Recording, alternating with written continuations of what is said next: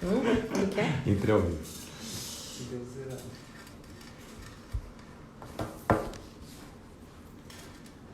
17 horas.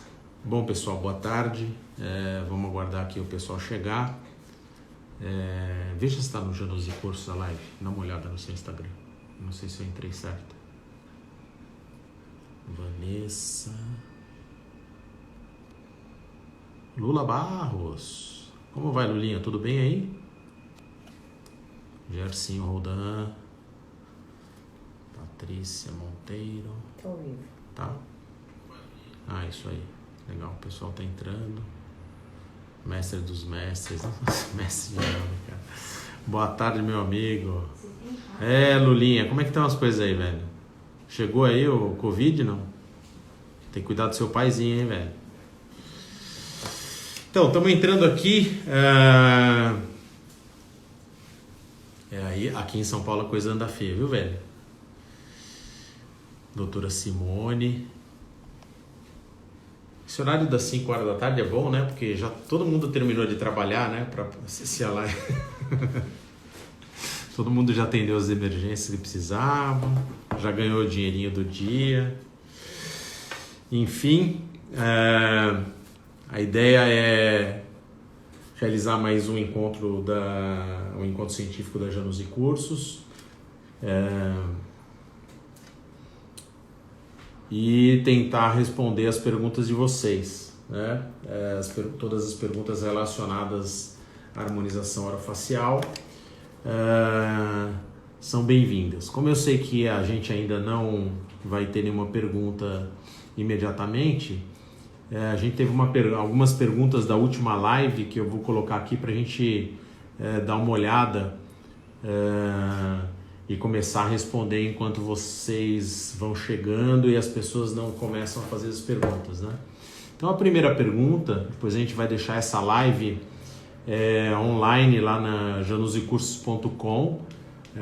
Nosso portal de educação já está aberto, está funcionando, a gente está carregando e fazendo upload dos vídeos, tá? Todas as lives, os vídeos gratuitos e os cursos pagos estão sendo todos já disponibilizados para vocês lá. A gente tem um curso Full Face, que normalmente é feito aqui presencial, que vai ficar à disposição de vocês lá, tá? Ele já está lá, inclusive as primeiras aulas para vocês começarem a fazer o curso Full Face já estão online. E a gente está gravando algumas aulas específicas, menores, mais curtas, cursos mais curtos e mais baratos do que o curso Full Face. Para quem tiver dúvidas sobre um assunto específico, ir lá consultar. A gente já tem alguns temas também à disposição de vocês, tá? Então, as lives e as dicas Janus e Cursos também já estão sendo colocadas ao vivo e a gente vai começar a responder as perguntas. Tentem mandar as perguntas de vocês, em vez dos comentários, mandar, por favor, pela caixa do ponto de interrogação e pelo aviãozinho, mandar o pessoal entrar em contato com a gente e participar da live, né? A gente já tem algumas pessoas online e a gente vai tentar responder aqui a primeira pergunta. Quando o paciente tem um derretimento da face, como fazer o preenchimento da região malar? A gente acabou de gravar esse tema e eu vou aproveitar para dar uma palhinha aqui para vocês a respeito do que é essa aula de preenchimento da região malar. Primeiro, a gente tem que lembrar de uma coisa que eu já falei antes, que são os tipos de envelhecimento facial, né? Isso está também numa outra aula de fisiopatologia do envelhecimento, mas, enfim, nós temos padrões diferentes de envelhecimento facial, padrões de envelhecimento facial diferentes. Eles, obviamente, nos dão características diferentes em termos de diagnóstico de paciente. E, enfim, o que a gente tem que fazer para remodelar o malar, como faz a pergunta ali da colega, uma remodelação ou preenchimento da região malar, normalmente ele é muito importante porque ele é responsável por dar uma reestruturação da face envelhecida, né?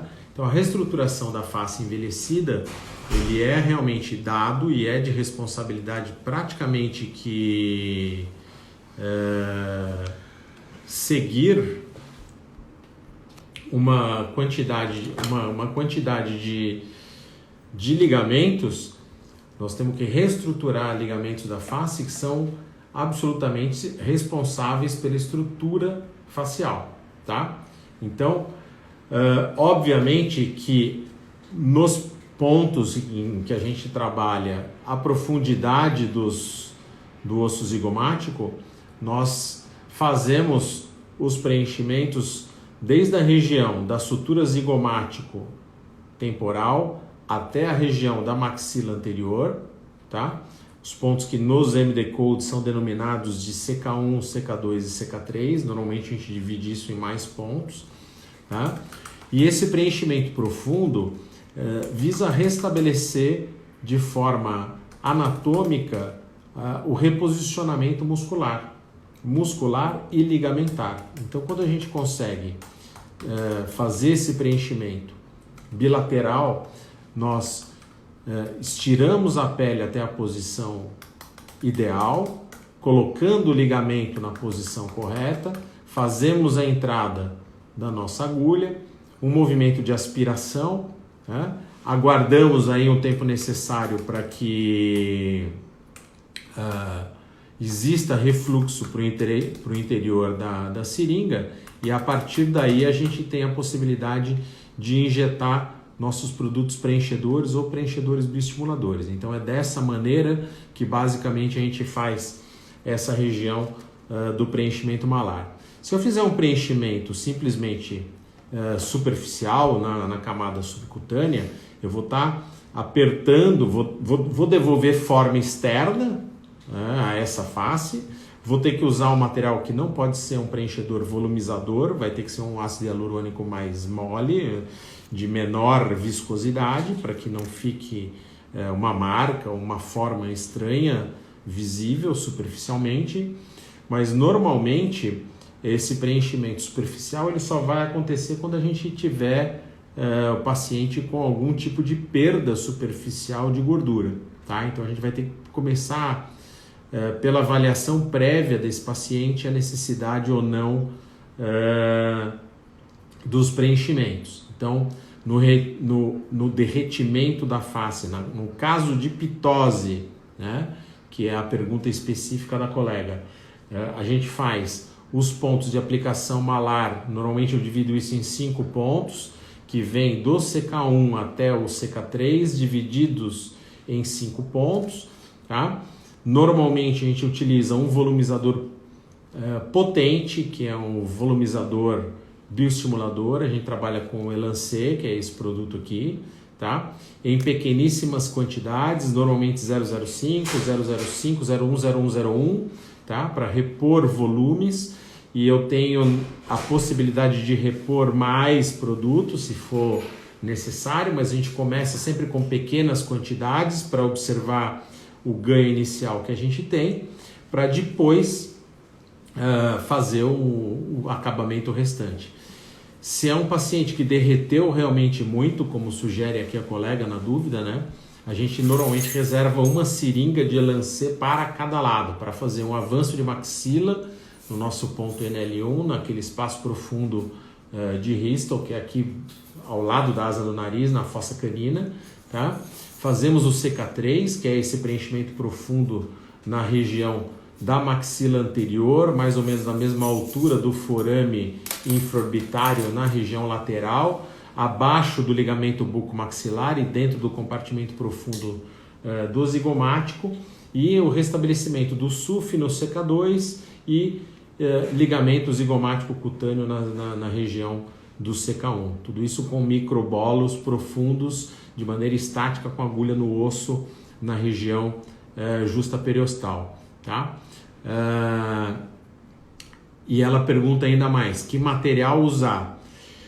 O material que normalmente a gente usa, existem basicamente duas possibilidades, ou ácidos hialurônicos, e aí a gente vai ter que trabalhar com ácidos hialurônicos preenchedores e volumizadores, né? Materiais volumizadores, tipo um Restylane Lift, tá?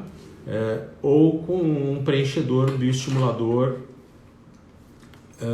como o Elancê ou Radiesse, tá? Esses dois produtos podem ser usados nessa região, nessa profundidade, sem o menor tipo de problema, fazendo esse preenchimento profundo e essa reestruturação de tecidos. O que a gente tem que evitar é usar esses mesmos produtos eventualmente em grandes quantidades a nível superficial em forma de bolos. A gente vai trabalhar sempre com ou com preenchedor bioestimulador em forma de retroinjeção em linhas, para que esse produto não fique tão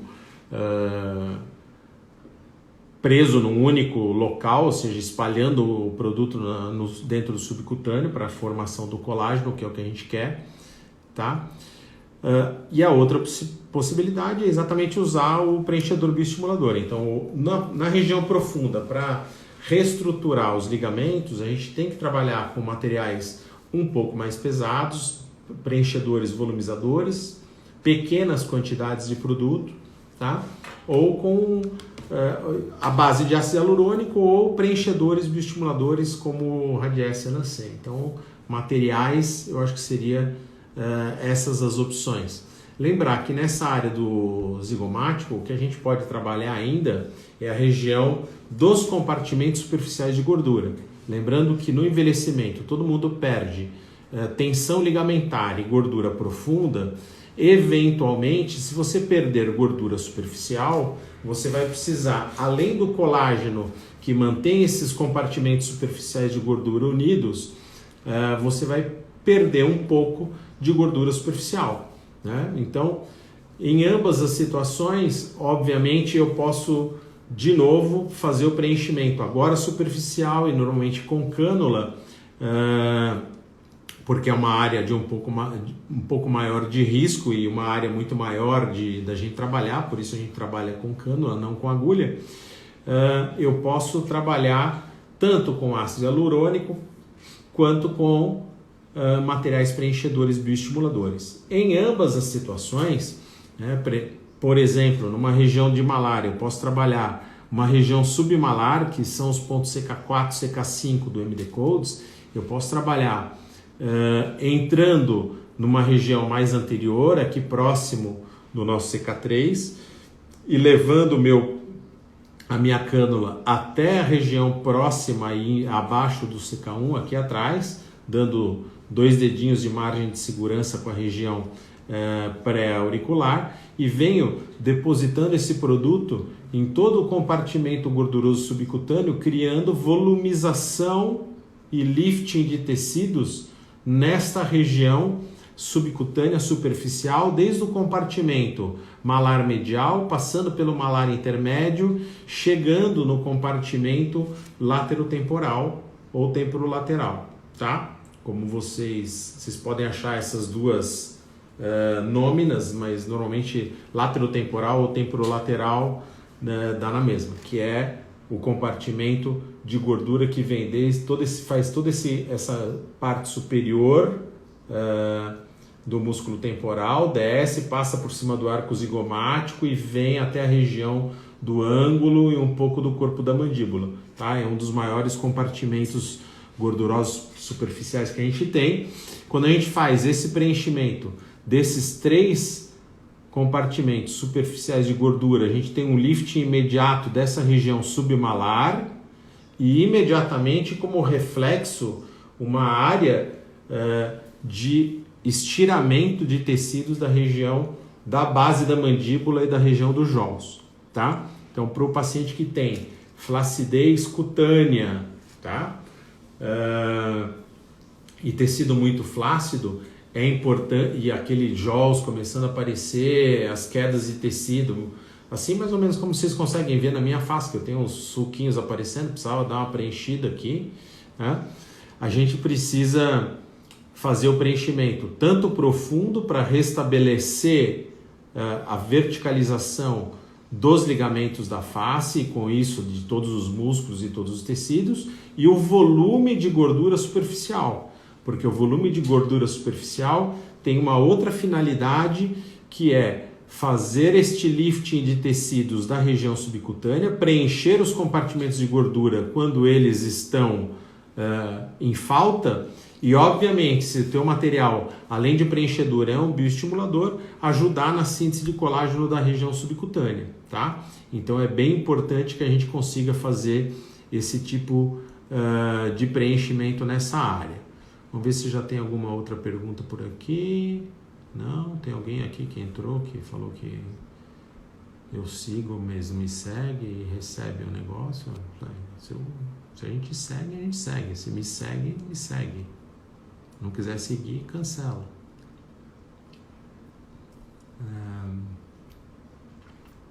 Passamos aqui para uma galera que está entrando. Deixa eu ver aqui quem... Opa. O que foi que você falou? Foi?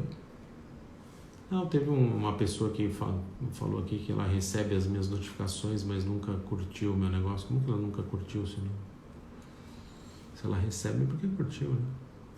Enfim. Dica de um bom livro de Hoff. Olha, eu gostei muito... Como chama aquele livro preto? Que a gente... Pega ele ali. Aquele que a gente... De rejuvenescimento. Não, é um só preto, capa preta, largo. Ele não é comprido, ele é baixinho, larguinho. Rejuvenescimento facial, um negócio assim é o tema dele. Acho que deve estar aí, sim. Espera aí que eu já vou te mostrar. Quem que perguntou? Noura. Livro capa preta, aquele que a gente pediu pelo correio, veio pelo correio. Ele está aí, deitado ou de pé em algum canto. Chama Rejuvenescimento Facial, capa preta. Achou? Está lá atrás. É esse aí. Ó, um livro bem bacana é esse aqui, tá?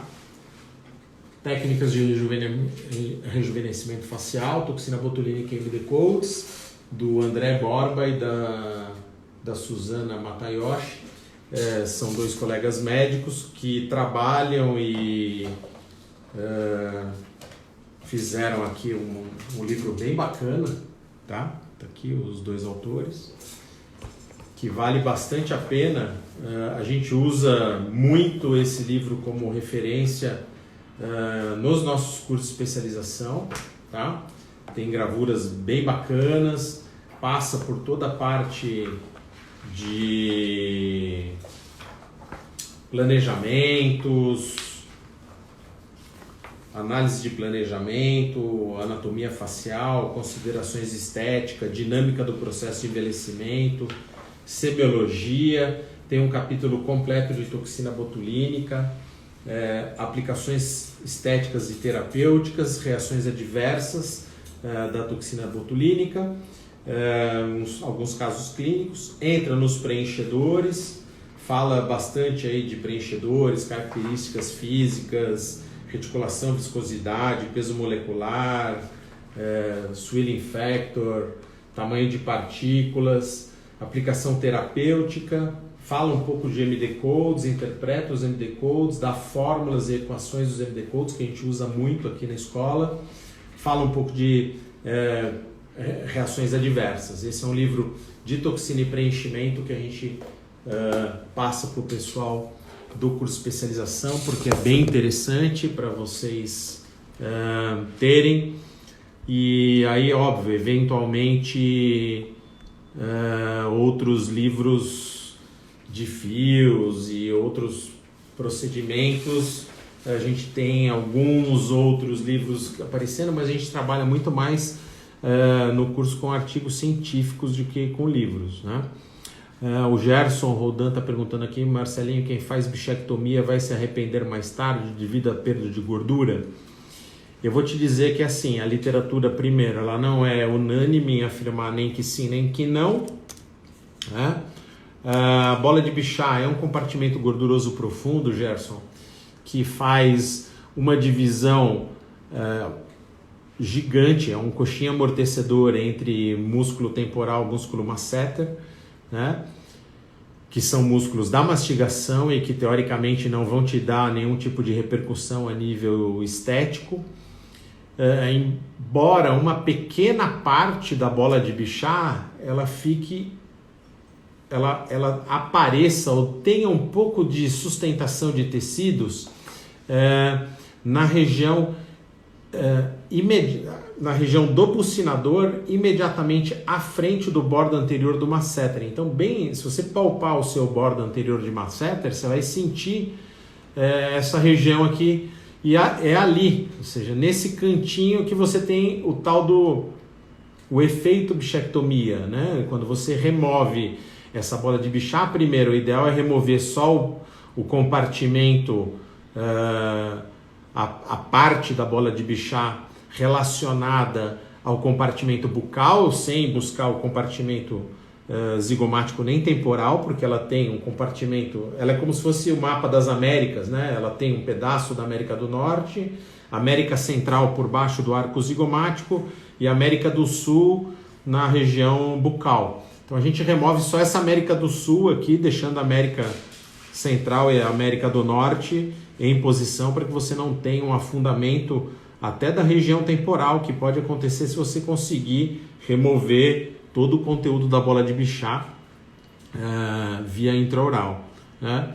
Então, eventualmente, eu vou te dizer para você que é o seguinte, o ideal é que você tenha métodos diagnósticos, né, que hoje já existem, que podem medir essa bola de Bichat.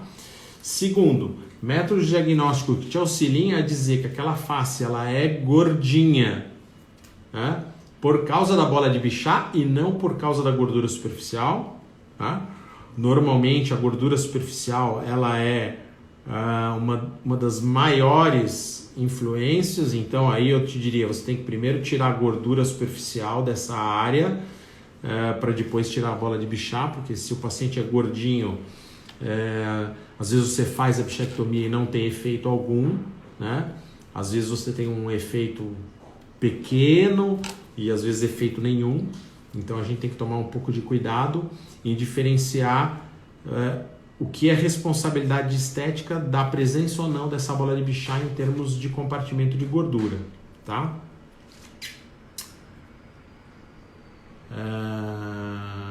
Gardenia, eu acho que é isso, né? Então, normalmente a gente indica a bichectomia para o paciente que precisa,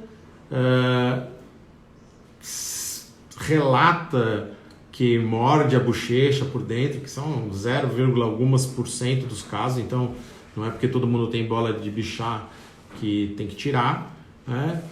E o emagrecimento facial, às vezes, ele acontece muito melhor quando você, primeiro, emagrece o paciente sistemicamente, segundo, trabalha a remoção da gordura na região submalar, tá? Se é um paciente que tem excesso. Normalmente a gente trabalha isso com ultrassom microfocado, que é um tipo de tecnologia que destrói a gordura superficial de maneira não invasiva, tá? Fale um pouco sobre fios na região do orbicular da boca. Então, Gardenia, fios de polidioxanona, e é o único fio que a gente consegue usar na região dos lábios, é o fio de polidioxanona, os fios de PDO, né? A gente vem usando desde 2015 em várias áreas da face, com o intuito principal de formar colágeno, né? Como um ótimo material bioestimulador da formação de colágeno no subcutâneo, tá? Ou no subderme, ou eventualmente, dependendo do tipo de fio, até como preenchedor dérmico, tá? Tem que ser um fio pequeno e fino para ser um preenchedor dérmico, normalmente os 30G25, tá? Na boca, a gente consegue fazer na região perioral o tratamento do código de barras, tanto o lábio superior quanto o lábio inferior, na região do subcutâneo, criando uma malha para esse produto, se estabelecer e formar colágeno na região do subcutâneo. Isso ajuda um pouco a melhorar a aparência das rugas estáticas superficiais e eventualmente inclusive das dinâmicas que podem ocorrer nessa área. Existe uma técnica onde você pode colocar o fio de polidioxanona no bordo do lábio, tá? Bem no bordinho, na pele, bem na divisa do bordo do vermelhão do lábio. Isso ajuda a dar um contorno, como se fosse um pequeno contorno com preenchedor. É bastante fácil de executar, mas a gente tem que tomar bastante cuidado nessa região com o preenchedor sólido. Se no preenchedor de ácido hialurônico nessa região, a gente tem que tomar um pouco de cuidado para que não fiquem bolinhas nessa área, né? No preenchedor sólido de polidioxanona, essas bolinhas não acontecem porque você vai estar deixando um fio liso nessa região. E lembro, tem que ser um fio liso, não pode ser um fio parafuso, porque ele vai tornar esse bordo da boca irregular, tá? Então, fio liso é o indicado para essa região, normalmente o 30G25 ou 29G38, tanto faz entrar daqui para lá quanto daqui para cá, porque o fio é igual dos dois lados, tá? Ele vai deixar uma alça dupla de fios nessa região. O único cuidado que a gente tem que ter na região do bordo do lábio e na região periorbicular da boca é a inserção do fio completamente dentro do tecido subcutâneo para que ele não extrua. A extrusão do fio de polidioxanona é talvez uma das ocorrências mais comuns na região periorbicular da boca, porque o músculo orbicular ele contrai fazendo bico e aquele fio, que é um elemento duro nos primeiros dias principalmente, porque ele é um sólido, um preenchedor sólido, ele pode perfurar a pele fina dessa região e extruir, tá? E às vezes essa extrusão ela é microscópica, é uma microextrusão. Se você não colocar o fio totalmente na hipoderme, uma parte do fio fica presa na derme, né? Fica sepulto, mas escondido dentro da derme, que com a movimentação muscular ele vem a extruir, ele escapa da pele e sai. Então a gente tem que tomar um pouquinho de cuidado nessa região com extrusão de fios, tá? Que é uma das coisas mais comuns de acontecer na região periorbicular do lábio.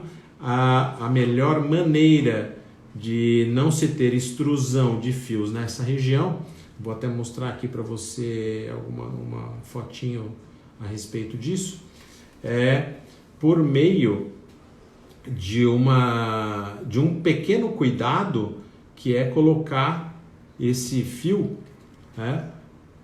fazer o orifício de entrada desse fio um pouquinho além do local ideal. Então, se o local ideal para a colocação do fio no bordo do lábio é naquele pontinho de entrada, afastar daquele ponto para distal, ou seja, longe do teu objetivo, 3, 4 milímetros, porque a ponta da agulha vai conseguir chegar no teu ponto limite, tá? Então vou tentar aqui passar uma imagem para vocês entenderem o que eu estou tentando dizer, tá? O que eu quero dizer é exatamente isso, do teu ponto de entrada aqui, tá? Deixa eu tirar essa fotinha daqui de cima que está atrapalhando. Aí. Do teu ponto de entrada do fio aqui, imagine que seu limite seja o bordo do vermelhão do lábio, o pilar do filtro nessa região aqui. Eu tenho que parar aqui, eu não posso atravessar essa área para lá. Então, em vez de eu entrar nesse ponto, eu entro um pouquinho antes. A minha agulha vai caminhar no subcutâneo, vai depositar a ponta do meu fio no local que eu quero, né? Ok, vai depositar a ponta do fio aqui e eu vou sair distante e eu garanto que o fio permaneça com toda a sua ponta no subcutâneo. Se essa pontinha ficar dentro da derme, para cá, assim, onde está o meu dedo, e você começar a comprimir esses tecidos, esse fio vai extruir. Então é isso que a gente não quer que aconteça com os fios de polidioxanona. Uma das coisas comuns de acontecer nessa região é exatamente isso. Tá? De nada pela resposta. Também uso muito esse livro, a doutora Érica Alonso, Muito bom, né? Livro bem bacana, bem didático, com conteúdo científico bem interessante. Milena, oi Milena, da ITRED. Doutora Nívia Marques. Olha, Jéssica. Tem mais alguma pergunta, pessoal, por aí? Vamos ver. Estou vendo aqui. Taraná. Doutora Élica Alonso dando risada. Adorou as Américas. Ah, mas é bem isso, né? Porque são 3 compartimentos, são 3 partes diferentes da bola de Bichat e ele faz essa parte temporal, a parte zigomática e a parte bucal. É uma maneira fácil para a gente entender quais exames utiliza. Exames complementares. Então, normalmente a gente não pede muitos exames complementares, a gente solicita, basicamente, a gente faz uma boa anamnese, dependendo do tipo de paciente, se tem, relata durante a anamnese, né, algum tipo de patologia, a gente faz a solicitação de exames complementares, mas é difícil a gente ter algum tipo de procedimento que a gente fale, olha, não vou poder fazer, a não ser que seja um diabetes descontrolado, alguma coisa assim, que normalmente a gente consegue examinar o paciente por completo na própria clínica, né? A gente consegue fazer tanto teste de glicemia, temperatura, oximetria, pressão arterial. Então, os exames básicos a gente consegue realizar durante o exame clínico e, eventualmente, se o paciente cita algum tipo de problema sistêmico, a gente solicita exames complementares, mas são só, não é uma rotina, são só nos casos que são solicitados. Não sei como vai ficar a partir de agora com a tal do Covid-19, a gente está imaginando que o próprio exame clínico vá conseguir remover pacientes que tenham sinais clínicos, ou seja, oximetria abaixo de 95, pressão baixa, sinais de dispneia a gente vai eliminar, né, até segunda ordem, solicitar quarentena em casa e notificação caso piore. O grande problema são os assintomáticos, né? A gente não tem exame para todo mundo, a gente vai ter que tratar, obviamente, todos os pacientes como se fosse Covid positivo. Dá para trabalhar somente HOF no consultório? Depende. Se você montar uma estrutura clínica e tiver um histórico clínico voltado para a harmonização orofacial, dá. Eu acho que é bem viável. O problema é você querer ser bom em tudo. Se você quiser ser bom em endodontia, em ortodontia, em prótese, em faceta, em harmonização facial, você nunca vai concentrar os seus esforços em fazer com que a sua clínica atenda somente a harmonização, tá? Então é uma mudança de postura profissional. Eu não preciso esquecer todo o resto, né? Você não precisa fechar seu consultório, mas você pode ter uma equipe profissional, né, que trabalhe a odontologia enquanto você se dedica exclusivamente à HOF. O que eventualmente não vai te deixar viver somente de HOF é se você for um pouco de tudo, né? Eu quero ser clínico geral, eu quero ser isso, eu quero dar aula, eu quero ser tudo isso e viver de HOF. Hoje, por exemplo, a gente vive de HOF, né? A gente vive da harmonização, da docência e da harmonização orofacial, né? A gente é um empresário da educação, né? E ao mesmo tempo professor de harmonização. Então obviamente que a gente vive da HOF e vive do ensino da HOF, porque são as duas coisas, né? Os nossos pacientes da harmonização de curso, obviamente uma grande parte deles vem como paciente de curso, se transforma em paciente particular, outra parte vem particular e se transforma em paciente de curso. Enfim, a gente hoje consegue isso, mas nos dedicando exclusivamente a esse segmento, a essa especialidade da odontologia, né? Doutora Élica Alonso, teacher, pode falar um pouquinho sobre a NCTF. O NCTF ou a solução polirrevitalizante da Biometil, que tem fórmulas bem similares, Érica, ele é um skin buster, tá? Não é um skin buster de ácido hialurônico como é Volite, como é Restylane Vital, como são outros produtos, por exemplo, que são ácidos hialurônicos reticulados, que estão normalmente tem uma indicação de uso no subcutâneo para atração de líquido.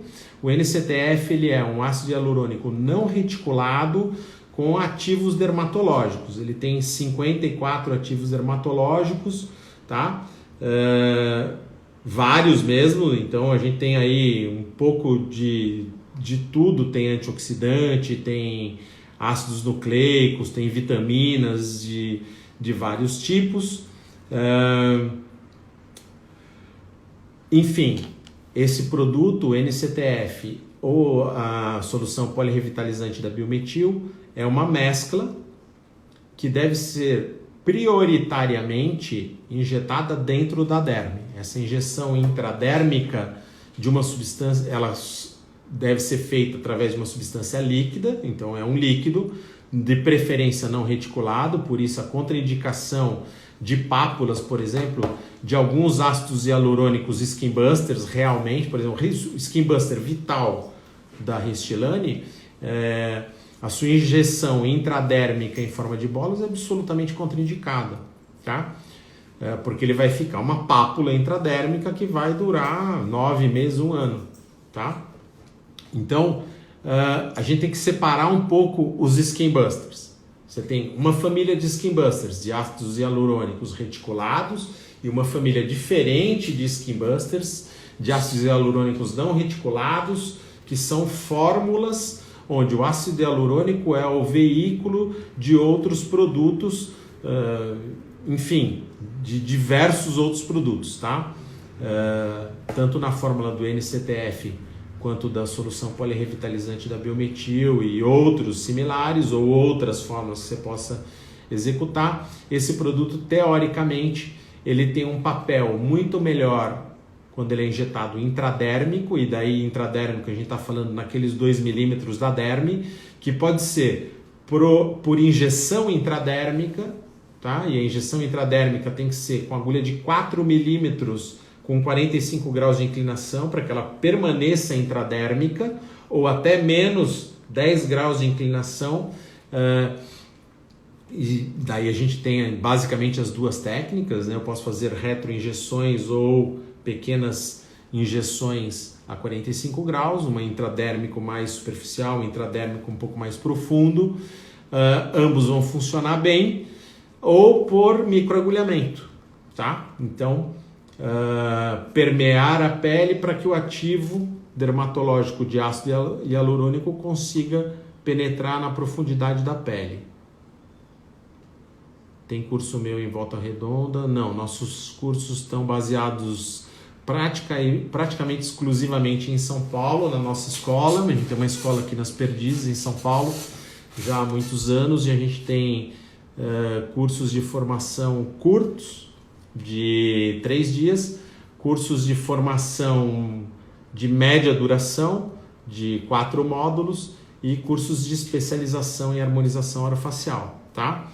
Esses cursos curtos de 3 dias e cursos modulares vocês vão encontrar também na janusicurso.com na forma virtual. Você acha que há um preconceito na atuação do CD na área da ROF? Acho. Eu acho que sim, acho que a culpa também é do próprio dentista, né, do cirurgião dentista na área da harmonização facial. Acho que a gente tem que encarar a harmonização facial pelo prisma do rejuvenescimento facial global, de todas as etapas do rejuvenescimento, e não simplesmente com aplicação de toxina, aplicação de preenchimento, colocação de fio, né, que é muito pequeno dentro do universo da da pequena ruga e da estética. A gente tem que visualizar isso de uma maneira muito mais sistêmica, muito mais geral, até quando a gente fala dos próprios procedimentos. Infelizmente, sim, há um preconceito na atuação do cirurgião dentista na área da harmonização orofacial, mas que nós, profissionais sérios da harmonização, estamos paulatinamente vencendo, porque nós estamos mostrando que existe qualidade de ciência, qualidade de atuação, qualidade de trabalhos, qualidade de forma de ensino, qualidade e nexo no ensino, no aprendizado, na prática. Então a gente está fazendo uma história dentro da harmonização orofacial, que é uma especialização regulamentada pelo Conselho Federal de Odontologia, e que não é uma especialidade de nenhuma outra carreira, embora outras carreiras também tenham. A carreira dos principais profissionais que eventualmente nos atacam, isso não é uma carreira ou uma especialidade reconhecida. É uma especialidade reconhecida na farmácia, uma especialidade reconhecida na biomedicina, é uma especialidade reconhecida na odontologia, tá? Ludmila Aguiar, quando vou indicar o uso do Skin Buster da Restylane em subcutâneo? Sempre, tá? O uso do Restylane subcutâneo você vai sempre indicar no subcutâneo para uma revitalização, sempre que você precisar de hidratação da pele, uma pele, se ela é mais jovem, você vai usar talvez um Vital Light. Se ela é uma pele que você precisa um pouco mais de hidratação, um Restylane Vital normal, pela carga de ácido hialurônico diferente que eles têm. Um é 2 mg por ml, outro é 20 mg por ml. Então o Light tem uma quantidade menor proporcional de ácido hialurônico, um swelling factor menor. Posso utilizar em todas as regiões do terço médio? Sim, é bem facinho. Pois eu tento compartilhar com vocês aqui. Deixa eu ver se eu tenho a fotografia aqui, para a gente mostrar para vocês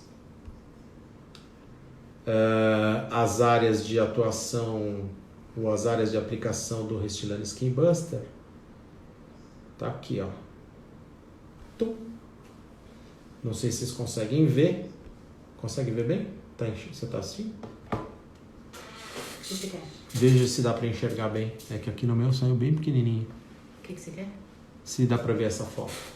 Tenta depois dar um... É isso aí. Tenta dar um print de tela dessa fotinho. São áreas de aplicação do Restylane Skin Buster. Está aqui a diferenciação entre um e outro. Não, aqui não. Deixa eu ver aqui. Áreas de aplicação, tá? Diferenciação aqui entre um e outro. Consenso do Skin Buster PDF, é um trabalho que fala um pouco a respeito sobre a diferença entre eles, áreas de aplicação. Aqui é do Covid, não tem nada a ver. Essa foto aqui é a foto que vocês precisam dar uma olhada, tá? Em termos de Skin Buster, eu acho que essa é a foto principal. Esse trabalho, um consenso sobre Skin Buster, é bem interessante, eu acho que vale a pena dar uma olhada. Pode utilizar em praticamente todas as áreas de terço médio, terço inferior, ao redor da boca, dá para usar em todo quanto é canto. Assim que tudo voltar ao normal, vou me inscrever nos seus cursos. Bacana, pode vir, será muito bem-vinda. Dá uma olhadinha também, a gente vai ter todos os cursos digitais, principalmente os cursos curtos, tá? Em relação à resposta do Skin Buster, a Erika Alonso está comentando aqui que todas as peles têm indicação, como funciona o fator de crescimento. Então, quanto ao Skin Buster, a maioria das peles tem indicação. A gente pode inclusive dizer que eventualmente trabalhando com NCTF ou com a solução polirrevitalizante da Biometil, a ideia é formação de colágeno dérmico, estímulo do colágeno dérmico, indução de colágeno dérmico, melhoria da hidratação da pele. Com a hidratação e com o trauma, obviamente, a gente vai ter uma melhoria geral da angiogênese e do crescimento do colágeno intradérmico. Eventualmente, em alguns tipos de pele, você pode ter até um clareamento por ação indireta desses produtos. Os fatores de crescimento, Érica, eles funcionam da seguinte maneira: dependendo do fator de crescimento que você for utilizar, cada fator de crescimento tem uma ação específica frente às células. Eles são marcadores biológicos, né? Os fatores de crescimento, eles, na verdade, vão fazer com que o teu organismo tenha uma reação específica, né? Ou um grupo de células, ou enfim, alguém que vai ser sensibilizado por aquele fator de crescimento, algum grupo celular ou uma célula, enfim, tenha um tipo de reação específica, tá?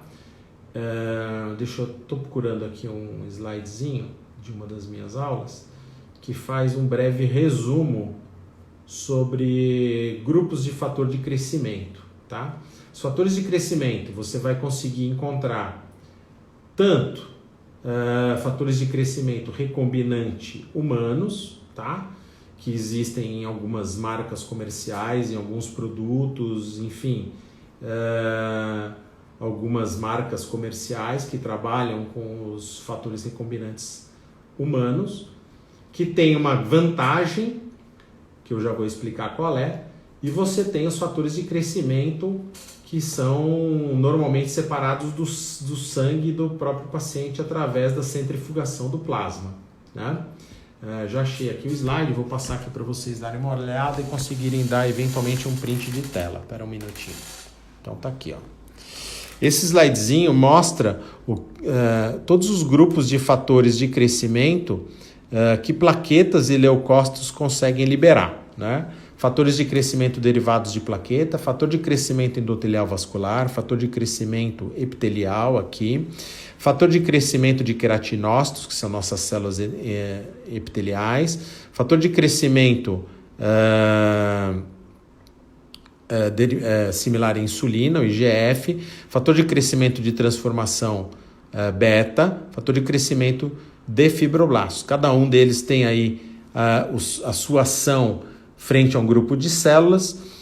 Um dos que a gente normalmente encontra em alguns produtos prontos é esse aqui, fator de crescimento epitelial, que promove o crescimento epitelial, a angiogênese e a cicatrização da ferida. Então, existem alguns produtos prontos que você vai encontrar com EGF, Epithelial Growth Factor humano, recombinante humano, tá?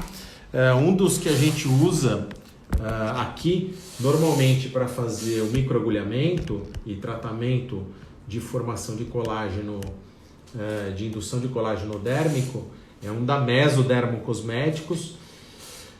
Existem duas fórmulas, ambas têm EGF. A vantagem do recombinante humano separado do que é obtido do plasma está basicamente ligado à presença das citocinas inflamatórias. Quando eu trabalho com leucócitos e plaquetas, além da liberação dos fatores de crescimento, quando essas células vão sofrendo apoptose, elas liberam fatores de crescimento, mas elas também liberam citocinas inflamatórias.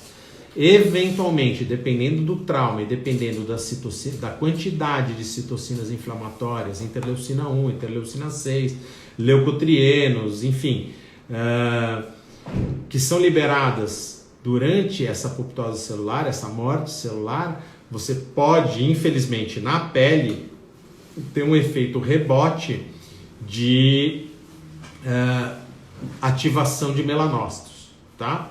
E um efeito melanogênico e de manchamento por excesso de inflamação. Isso pode acontecer sem o plasma e pode acontecer com o plasma, e eventualmente você vai achar poucos, mas existem alguns artigos que não têm evidência científica robusta sobre tratamento de manchas melanínicas com plasma. o que seria uma grande incongruência com isso que eu acabei de falar. Você usa o Restylane Skin Buster sempre em pacientes com mais de 30 anos? A vantagem é que eu tenho, Silvia, a vantagem é que eu posso usar o Restylane Skin Buster em todas as situações, em pacientes mais velhos, que precisam de mais hidratação. Eu uso um Skin Buster normal, com 20 mg por ml, que vai me dar um turgor pós-operatório maior, tá? E em pacientes mais jovens, que eu preciso de um pouco de melhoria, eu trabalho com o Restylane Light, né? O Skin Buster Light, que é bem interessante. O Ludmila Guiar falou um bem pequeno aqui, que eu já não sei o que é. Já está com saudades dos meus cursos, então. Olá, Sabrina Jorge, como vai você? Então, a ideia é essa. Bastante gente boa aqui, né? Na nossa live de hoje. Mais alguma dúvida? Mônica entrou. Mônica lá de Belém. Sempre tem alguma duvidazinha, já ela pergunta. Em relação às respostas do Skin Buster, todas as peles têm indicação. Sim, não, toda pele que tiver ruim tem indicação de fazer Skin Buster. Toda pele que tem alguma flacidez, que tenha uma perda visível de colágeno, óbvio, não precisa ser um Skin Buster, mas ela tem indicação de um tratamento de indução dérmica de colágeno. O Skin Buster é uma das alternativas, né? Eu tive uma reação inflamatória com o uso do melanose. Pode acontecer mesmo. Às vezes pode ser o próprio trauma, Daniela. A reação inflamatória com o uso do NCTF e existir melanogênese, né, formação de manchas, às vezes tá mais relacionada ao trauma do que ao produto, tá? Então, se foi, por exemplo, no seu caso, eu não sei como foi, mas imagino que seja microagulhamento com muito trauma, tá? Se você fizer um microagulhamento com muito trauma, muito profundo, aquele que sangra demais, né, você acaba tendo esse tipo de problema. Cristina, Lisboa, que era agora em maio, foi transferido para outubro, se Deus quiser, como já estão abrindo algumas coisas lá na Europa, outubro a gente estará lá. Tratamento de melasma é uma coisa que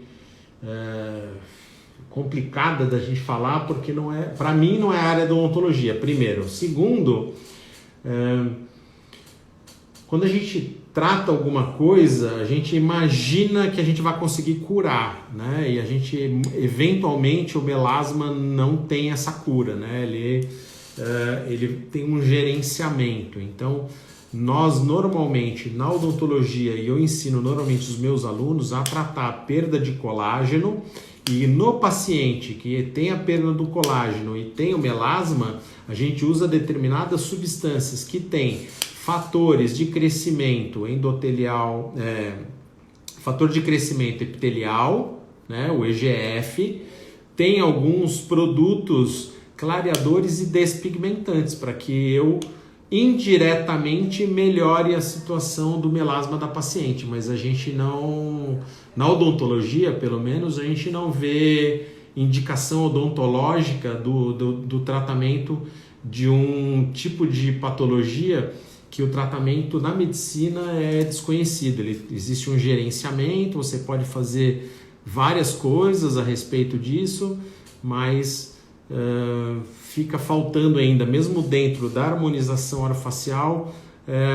essa história do tratamento de uma lesão melanina. Deu uma cortada aqui. De uma lesão por atividade de melanócitos, tá? Doutora Sally, sobre o Bulk A. O Bulk A, a gente fez os cursos, ele é um peptídeo botulínico para ser usado durante o microagulhamento. Teoricamente ele vai ter uma atuação bem superficial, você tem que preferencialmente usar todo o sistema de dermocosméticos que eles vendem depois para conseguir o efeito desejado. Não sei, eu acho que falta muita literatura ainda sobre o bulk para a gente ter algum tipo de indicação precisa dentro da harmonização orofacial. É um produto que, ok, ele pode vir a ser alguma coisa dentro, mas ainda é bem precária a referência bibliográfica em termos de robustez de resultados antes, depois e de longo prazo, enfim. Marcelo, em relação a intercorrências com Elancê, são baixíssimas as intercorrências. A gente lançou um curso de preenchedor bioestimulador Elancê no Janus Curso Online, que a gente mostra o que existe de trabalho publicado a respeito disso. São bem poucas as intercorrências. Tem um caso publicado de granuloma tardio e casos bem pouquinhos, assim, quando eu falo bem pouco é 0,00 alguma coisa em termos de intercorrência. Normalmente as intercorrências são poucas porque, primeiro, não é um super material em termos de superutilização, porque ele custa evidentemente um pouco mais caro do que outros produtos similares, tem 10 anos no mercado, então não tem grande histórico clínico ainda, mas na nossa prática clínica é um material excelente, mesmo em termos de reação adversa. A gente aqui, 0 de reação adversa até o momento. Por exemplo, nem pensar, mas em caso de oclusão vascular, o que usar? Então, a tua pergunta é, se eu coloquei o Elancê, oclusão vascular, eu errei, fiz uma bola gigante, eu errei a posição, errei o ângulo, deixei um ângulo mais alto, outro mais baixo, como é que eu faço para tirar o Elancê? O Elancê ou Radiesse, ele sai muito mais fácil do que o ácido hialurônico. O ácido hialurônico ele tem características que permitem com que esse produto não seja hidrossolúvel. Já o gel de carboximetilcelulose, ele é hidrossolúvel. Se você colocar bastante soro fisiológico e massagear esse produto, você consegue dissolver o gel de carboximetilcelulose. Tem alguns trabalhos na literatura comparando em animais oclusão vascular na artéria auricular de coelhos, produtos de gel de carboximetilcelulose e ácido hialurônico, e os géis de carboximetilcelulose entopem menos os vasos do que o ácido hialurônico, tá? Então, esse medo, eventualmente, ele não deveria existir, e se existir, na minha opinião e na opinião de alguns trabalhos da literatura, ele é um produto que você consegue dissolver mais fácil do que o ácido hialurônico, tá? Posso usar Skin Buster em região de melasma?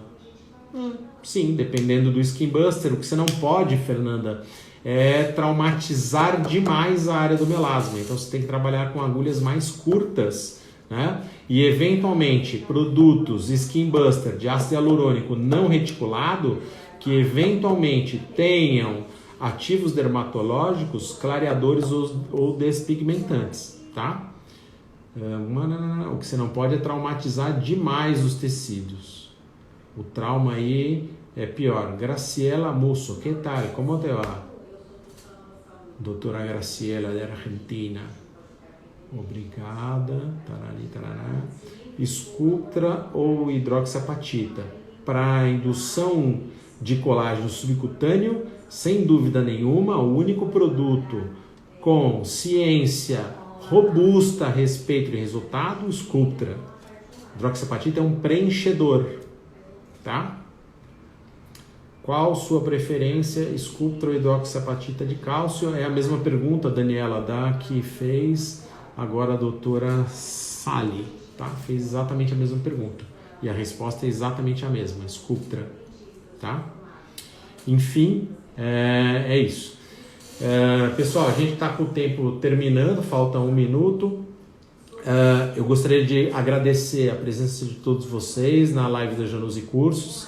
Essa live, Tira Dúvidas, vai se repetir durante os próximos dias. Amanhã a gente tem uma live depois da manhã, quarta-feira, a gente tem uma live com o Dr. Levi às 17 horas e depois às 18h30 uma outra live a respeito de Skin Buster, tá? Então, amanhã não, mas quarta-feira 2 lives, uma às 5 e outra às 6h30. Espero que vocês compareçam. Essa live fica gravada no Stories da Janussi Cursos e vai para o nosso site janussicursos.com. Agradeço muitíssimo de novo a presença de todos vocês.